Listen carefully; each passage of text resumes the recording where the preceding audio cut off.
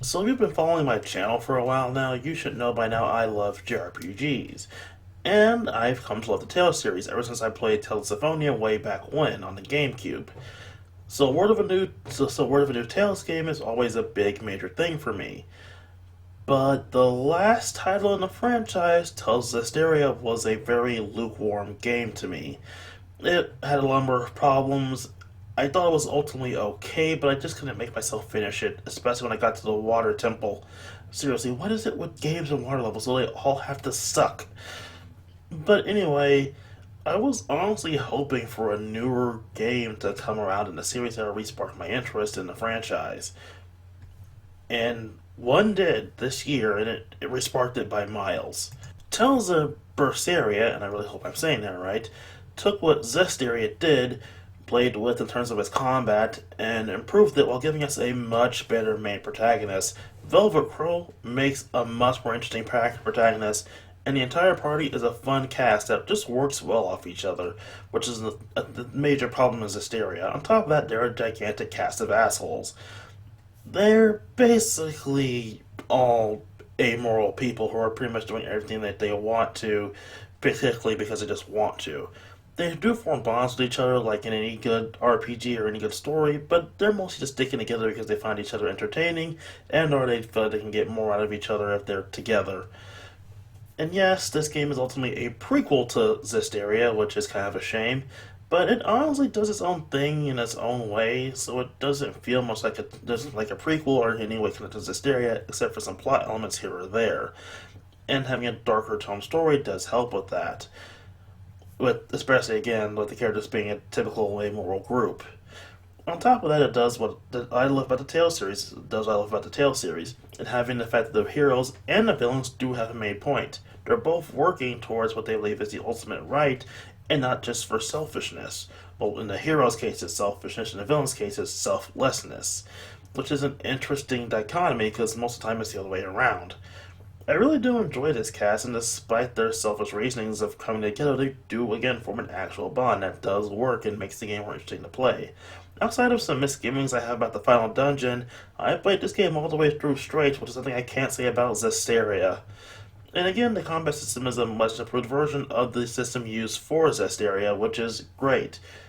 Now, if you are going to pick this game up, I much prefer you pick up the PS4 version, as for whatever reason, Namco Bandai has an issue with their Steam games. In fact, that most of the time they always suck utter ass. I don't know why it happens, but it just happens. This is the latest report on the Vestiria Steam version that it does suck, and I honestly can't tell you why it does. I picked up the PS4 version myself. Again, they fucked up a port of Symphonia on the Steam, and I honestly wonder what the hell's going on at Namco Bandai as to why their Steam games always tend to suck. So I can think back to E3 2017, and I remember watching the Nintendo presentation. It was a fun event. It was like most Nintendo presentations for E3, quick to the point, showing off games, a little bit of light humor here and there, but it was mostly about the games, which is what a real presentation should be about. And I remember watching towards the end of it, and then there was this photorealistic T-Rex. And a number of games started popping to my mind. Would it be a new dinosaur game? Would it be a Monster Hunter style game? Something like that? I had no idea what I was looking at. Then I remember Mario's hat coming off the top of the thing, and then I just watched the trailer that was for it. And I remember just watching that trailer and thinking, this game looks pretty fun. And from that point on, I knew this was a game I probably would love when it came out. So about the plot is the standard plot of any Mario game. Bowser kidnaps Peach, Mario must save. The only thing that changes this time around is the fact that Bowser kicked Mario's ass this time and crushed his hat, with Mario getting the aid of Cappy, a kind of hat ghost thing, which may or may not be inspired by a Japanese yokai, to go save Peach, and Cappy's out to go save his sister Tiara. Anyway, from there they jump from world to world, hunting down Bowser and seeing the chaos he caused in his pursuit to create the ultimate wedding for himself and Peach. The plot is pretty standard Mario stuff, but the game shines where any Mario game should shine: the gameplay. The game is fast, fluid, with quick, snappy movements. Considering some games, Sonic Forces, have issues with their controls, I feel this is quite notable considering, this game is so smooth in such an open space. Mario can move in so many ways. Hell, he even does a Sonic the Hedgehog rolling so he can gain momentum on hills, something classic Sonic should learn as Sonic Forces. Yes, I brought that up again. The plot MacGuffins this time are power moons, which you'll go to each of the various kingdoms hunting down. Each of the kingdoms are essentially giant sandboxes where you run across hunting the various power moons. And Mario is given, like pretty much any major 3D Mario game, some unique abilities. What do we get from Cappy? Which, like Flood, as well as a little star bit from Mario Galaxy, gives Mario the unique ability to possess people, as well as tossing his hat. The hat tossing can act as sort of a long range attack, allowing you to counter and do various things, such as destroying projectiles and even getting rid of poison across the ground. Again, also allows for the possession of various enemies, which change the way the game is played completely. There are so many different controls when it comes to enemies, from taking control of a Goomba, charging Chucks, Paratrooper, stuff like that. It's a very fun experience to take control of so many different enemy types and see exactly what they can do. As they were torturing you before, but now you can make them torture their own allies. This even creates a really good number of interesting puzzles, such as controlling a Goomba and forming a larger and larger Goomba stack, so you can go meet a Lady Goomba and get a power moon from her. And of course, there are also the moments where you need to use a certain character's ability to fly, shoot bullets out like a tank, stuff like that for bosses and whatnot. Again, a lot of interesting puzzles that this new mechanic actually has you deal with. And these possessions lead to a lot of interesting scenarios, especially when you have enemies that can fly. You can take control of those. And speaking of collecting power moons, honestly, that's probably the best part of the game, which innovates so much in the standard Mario formula, or at least 3D Mario formula. Because the entire kingdom is the stage, there are no hub worlds, and no getting booted back to the start after you collect the moon. You can go from getting a rare moon, a hidden moon, a story moon, etc., until you can get all the moons in the kingdom. There might be some moons you can't get to at the time, but you can always go back and get them. On top of that, just doing the standard story, you'll get a hell of a lot more moons than you need to beat the story mode, which is honestly pretty cool. The quest to save Peach will only take you a few hours in gameplay, but there will still be hundreds of moons to get after beating the story. And of course, the traditional Mario bonus levels that you get for beating certain aspects of the game, in this case, collecting certain numbers of moons. And one of the best features are the outfits, which each kingdom allows Mario different outfits he can wear by purchasing them at shops using coins or using the kingdom's own unique currency. This allows you to mix and match your different looks until you get the perfect style for the world you want, or just because you want to change up your style every so often. And of course, yes, you can make Mario run around in Peach's wedding dress, or even his underwear like in the E3 presentation. And none of this would matter at all if the kingdoms weren't just so fun to explore.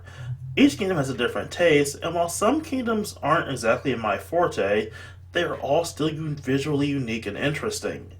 All a fun experience to travel through, which is what a world in a 3D Mario game should be, or at least in this case a sandbox. This is, by no estimation, no undercutting, no hyperbole, the one of the best Mario, if not only one of the best 3D Mario, but one of the best Mario games to come out ever. I have no idea how it ranks on my own personal scale of Mario games. My Mario Galaxy is still really high up there. I have to replay that one to see how I feel about it compared to this one. But honestly, this is a must-have game if you have a Switch. Like a lot of games on the Switch, actually.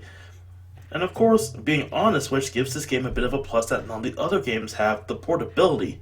You can play this game anywhere you want to, which is another great feature of having a Switch.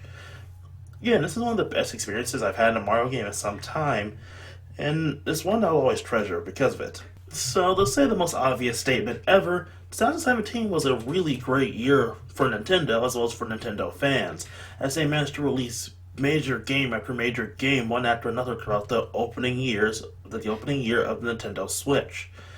And honestly, I say it all started with the hype that was around The Legend of Zelda Breath of the Wild. An open world Zelda game seems pretty odd on paper because how traditional and linear most of the Zelda games are. But honestly, it makes a lot of sense.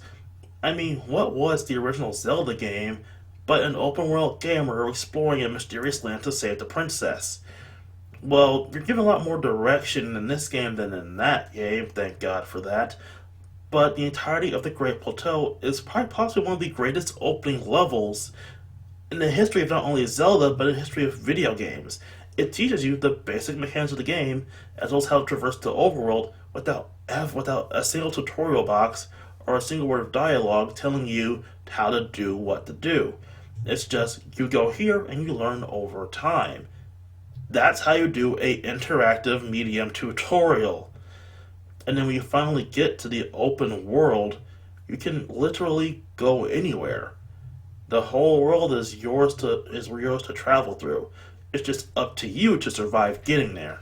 I feel the best way to explain my feelings about the game is basically to explain how I started playing the game, as everyone's experience playing the game will be different. I started the game not on the day of release, but actually a few months after, and most of the stuff about the game had been discovered. So just let me tell you my story.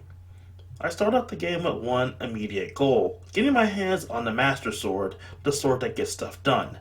Knowing I had to get into the Lost Forest, as well as need to tackle the various shrines, as that's how you get hearts in this game, and I needed at least 10 hearts to get the Master Sword. And, well, I started my quest from there. I knew I needed 4 shrines completed to get 1 heart. So from there, I did the math. Obviously, I had to get 40 shrines. So basically, I ran across all of Hyrule, tackling whatever I could along the way, climbing the towers, fighting enemies, not really taking on any Divine Beast quests. I didn't feel I was ready for that yet, as well as taking on any of the shrines I found along my travels. It was a long journey, and one that was probably, pretty easy for some players, but for me it was a pretty fun experience as I went in mostly blind, except for the basics I needed for how to get my hands on the Master Sword. On the journey, I took on a few minor quests, collected whatever weapons I could. I found the breakable weapon system to be annoying, but something I quickly got used to. I could honestly feel myself getting stronger as I played. I got used to the mechanics, how to dodge, how the combat system worked, improving my weapons and armor, stuff like that. I just loved how all that was ingrained into gameplay. How all of that made you feel like a bigger and bigger badass until that point where I managed to go back and acquire the Master Sword. In a memorable sequence that I also recorded for myself personally. From there on, I decided to take on the game's various dungeons to Divine Beasts. With the Master Sword in hand, the various bosses went down a lot easier than expected, as I avoided their attacks and just wandered around. It was honestly a fun experience tackling Divine Beasts and solving their various puzzles to get to the boss, as well as taking on whatever other shrines I managed to hunt down along the same time, getting more weapons and more armor, becoming this huge thing. I honestly left in the back of my mind that I still had to take on Ganon, but I was just having too much fun exploring everything. And so the only place I had left to explore, well, there was still more place to explore, just that the only place I hadn't really gone into any depth exploring yet was Hyrule Castle, the final boss area. So I went there, sneaking around enemies, climbing my way up to the top, hoping to see like anything. There was a quest involving some weapons caches, so I hoped I could find that. And then I accidentally walked into the final boss chamber. And to my own surprise, I managed to have enough, strength, girth, and wit to actually win it. I think a lot of my win was thanks to having a Master Sword. Honestly, it was a major surprising experience to just walk into the final boss chamber, and then with Master Sword in hand, a few pieces of upgraded armor, my various weapon stashes, and the large amount of food I carried with me at all times, I managed to beat Ganon. But because I didn't have all the memories for Zelda, I kind of ended up with a bad ending and felt crappy for it. I felt like I had to go back in and get those memories so I could get the better ending. The game is great, and I love every moment of the journey I had on it. It's truly a journey where almost no one else, because that's the way the law of averages works, will have the unique experience that you will have while traversing Hyrule. And the cooking mechanic? That's a major plus, but it's also my major critique of the game. The lack of an in-game cookbook or recipe holder of any kind for Link to carry around. It's not a major issue for some of the simpler dishes, but for the more complex stuff, it is kind of a pain in the ass, especially if you need to make fire potions or stuff like that. Unless you feel like running all the way to Goron City. I honestly really hate that I either have to write this down myself take my chances or find it somewhere on the internet. It feels like that's a pretty, lacking idea, and it's just something that they can improve on if they make another one of these games with a similar system. Overall, I have to say, I wholeheartedly love this game, and it makes me really curious about what will happen with the franchise next. I mean, it's going to be hard to top this one. They put themselves in a similar position when they did Ocarina of Time all those years ago. Yes, I'm comparing the two. And a lot of the ideas they had that they put on the cutting room floor for this game seemed really interesting. And as a side note, by the time I'm recording this, the DLC is out. The final piece of DLC is out, and it gives Link a motorcycle. And also the most recent DLC is also really really cool. But again, Link on a motorcycle can travel all over Hyrule. And on one final note, as a major critique of the game, the weather mechanic. Lightning and rain are not the best things in the world. Lightning is officially the worst thing in the world because most of the best weapons in the game, as well as some of the best armor, are all metal. And when it's raining, that means lightning, so that means you're gonna have to go with either your crappy equipment or no equipment at all to try and wait out the rain. It is seriously, seriously annoying, but it's something I can take because this game is just so awesome.